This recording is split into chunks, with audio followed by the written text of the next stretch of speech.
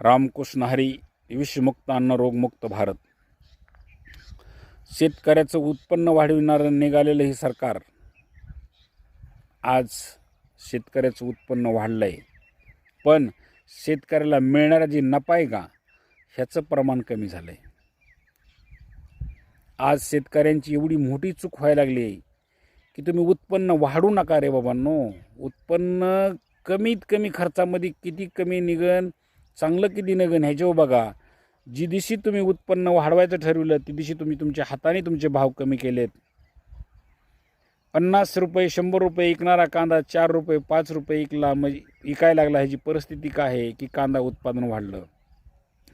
कमी असणाऱ्या मालाला भाव आहे ही जर तुमच्या लक्षात फिक्स येत असेल तर तुम्ही उत्पादन वाढवायच्या भानगडीत पडू नका. उत्पादन वाढवण्याच्या भानगडीमध्ये दुकानदारं मोठी झाली, गाड्या घोड्या बंगले बांधले आणि शेतकरी जसा ना तसा राहिला. जर उत्पन्न वाढवायच्या भानगडीत पडू नका.